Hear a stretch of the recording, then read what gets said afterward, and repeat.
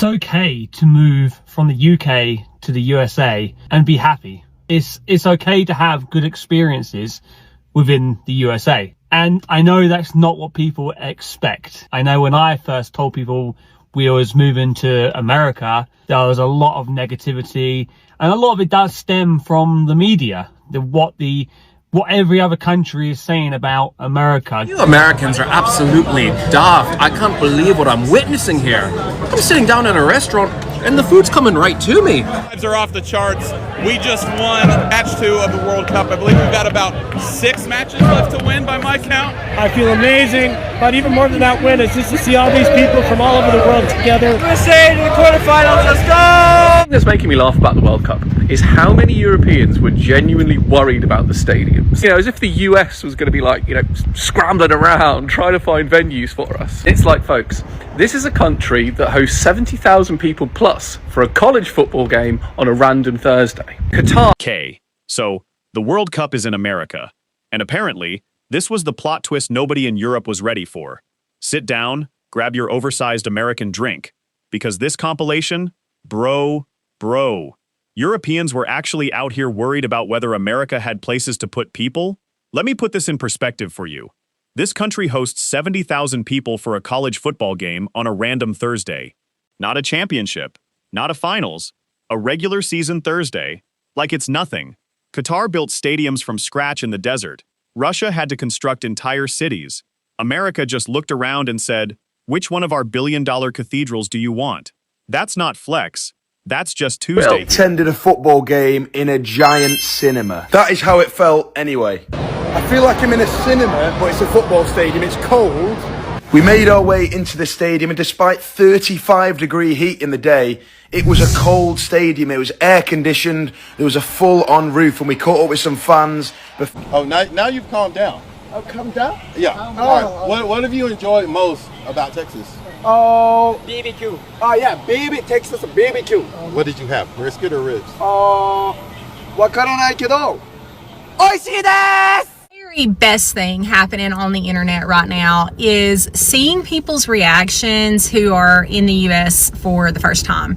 I will readily admit I'm not a soccer person. Barely knew we had a soccer team. I sure as shit didn't know that the World Cup was like locations all over the place, whatever. So I'm learning stuff with all this World Cup business.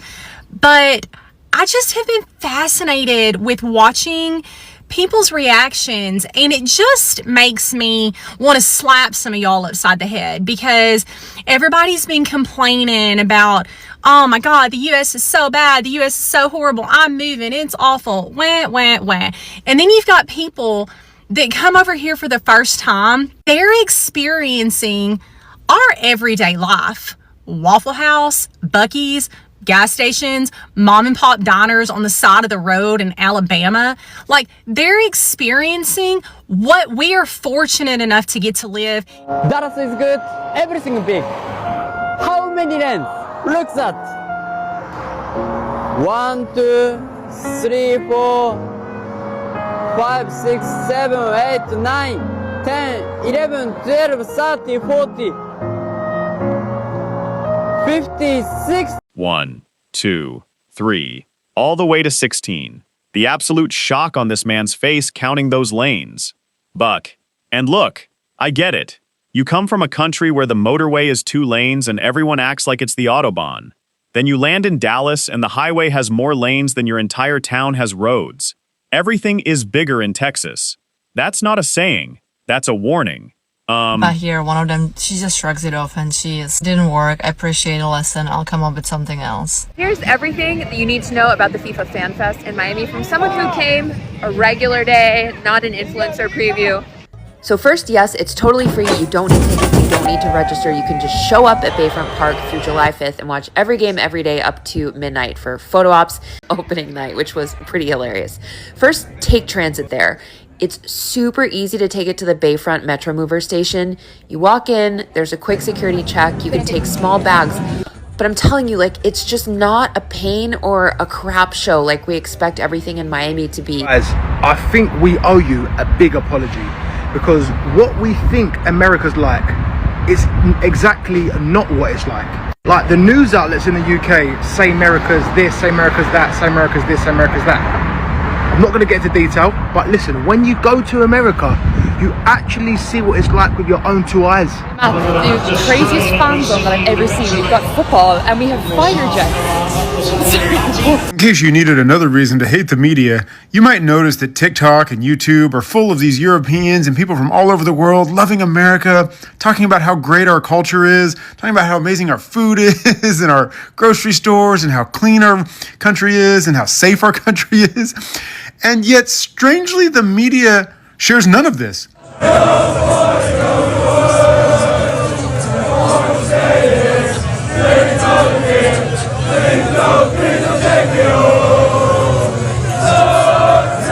Buying everything at the World Cup SoFi edition. A burger, $10, not bad. It's actually a great burger, 8 out of 10. Spicy chicken wrap, $19. Phenomenal. This one's phenomenal. Worth the money, 9 out of 10. Barbecue chicken burrito, $21. It's like a standard burrito, nothing crazy, 7 out of 10. Beef nachos, 7.5 out of 10.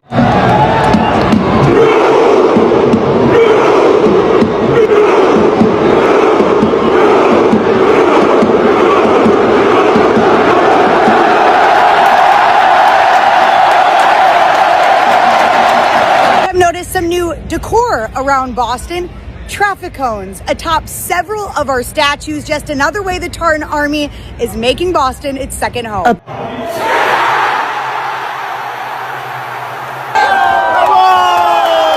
was so much fun. Can we come back next summer? Can we come back next summer? Yes, you can.